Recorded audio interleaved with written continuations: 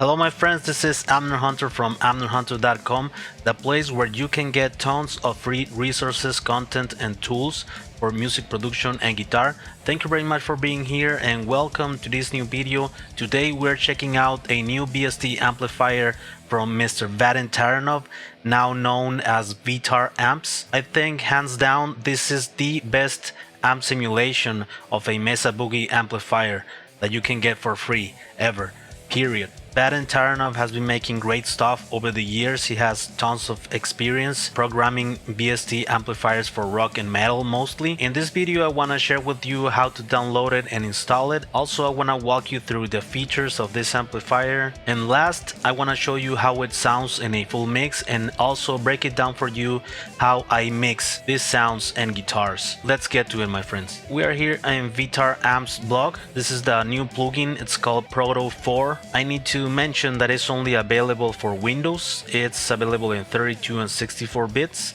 That's a cool thing. This amplifier is designed and shaping the capabilities of a MESA Mark series amplifiers. This famous amplifiers widely used in rock and metal, signature sound of MESA BOOGIE, amazing stuff. And I think Vadim Taranov did an outstanding job at emulating this amplifier. This new model is a follow-up of the Mega Fuzzy MK4, also from Vadim. This amp is a new version and a much better and improved version of that one. Also the graphic user interface looks beautiful. It has the design of a rectifier, but when it comes to sounds it's simulating more the Mark series. The full version of this amp is totally free. You have the links here and you have different versions that you can download. You can download for instance the one with this type of plate, this look, and you have other ones. For instance, I'm going to download this version. If you click on this third link, you will be directed to a Google Drive link. You can download here the PROTO 4 Mirror 2. You can get also the manual of this amp.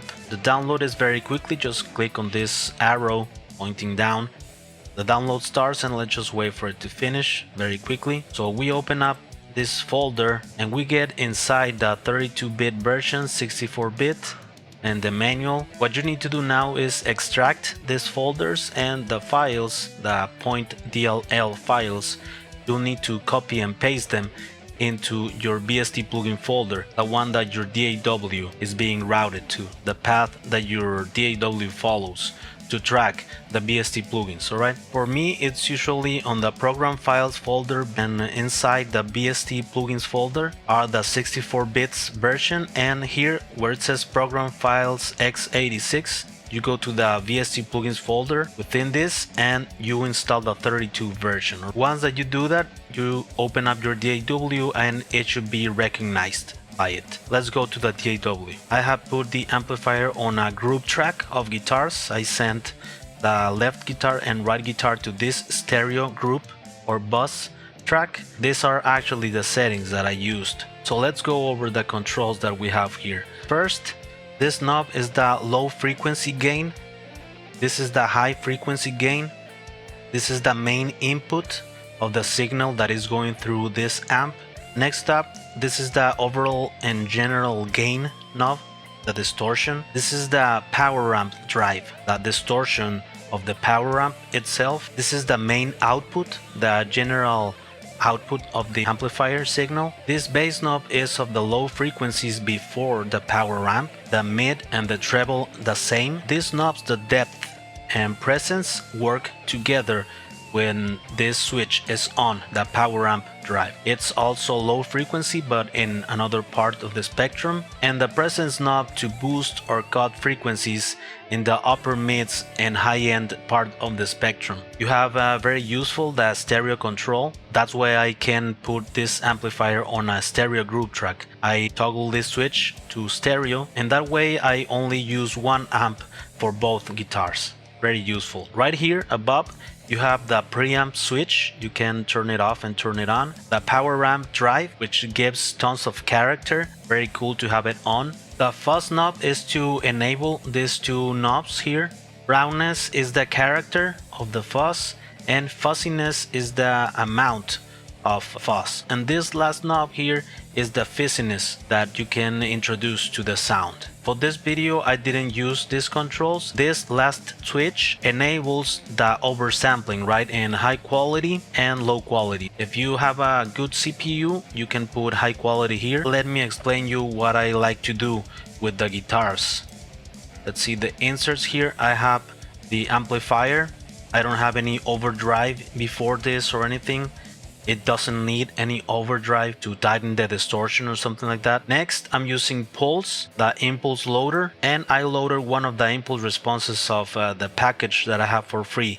Down below in the description is the link for you to download this amazing super package of guitar impulses. After that, I have this equalizer. I removed some of the low-end information at around 98 Hertz and also some of the high information above 10 kilohertz. This is the only EQ that I need here. And the last thing in the chain here is the limiter, which I use it only to limit when I palm mute on those low frequencies, because it can get very muddy very quickly when you use a lot of distortion and you use a palm muting like heavy chugging and stuff like that. So with the limiter you can cut only those notes that are jumping without control. I only look here for 2-3 decibels of gain reduction only when the low notes, the low strings are being palm muted.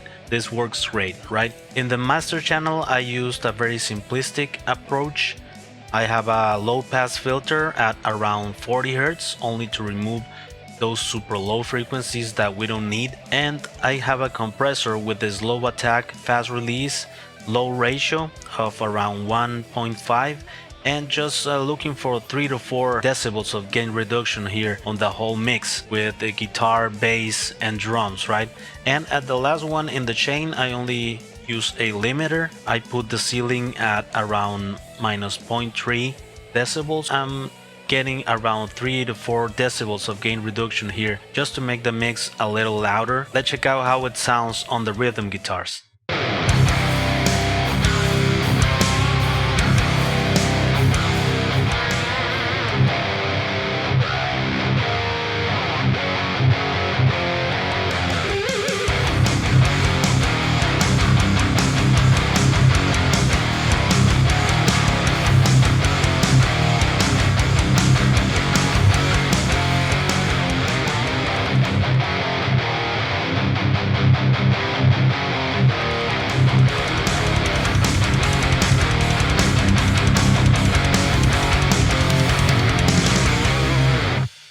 For these lead guitars I used actually the same settings as in the rhythms.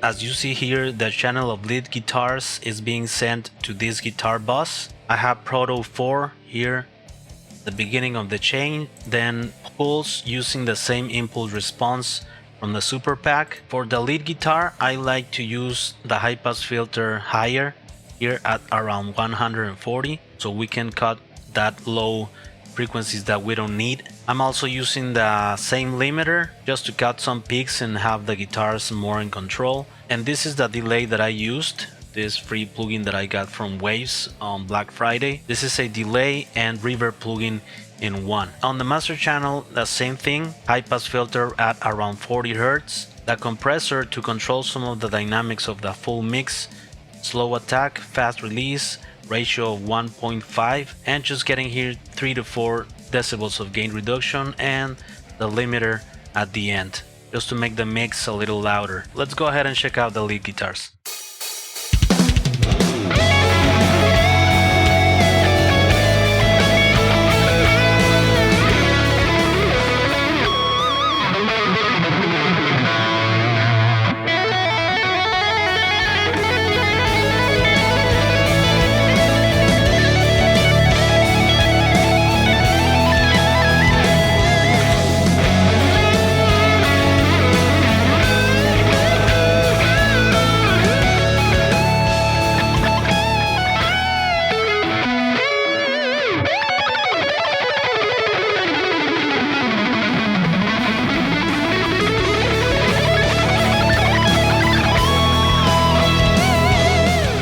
there you go, my friends. Let me know in the comments what you think about this VST amplifier. It has become one of my favorites lately for sure. Don't forget to go to amnerhunter.com where I have some freebies for you as well. I have a couple of PDF ebooks, one for music producers, the other one for guitar players. I'm also hosting right now the 10,000 subscribers giveaway. I'm giving away tons of cool stuff. 15 prizes to 15 winners. Here you can check out on this giveaway tab here. Make sure to check out the blog, which I'm updating weekly with tons of free content. Thank you very much for watching the video, my friends, and we'll see you on the next one. Alright, take care.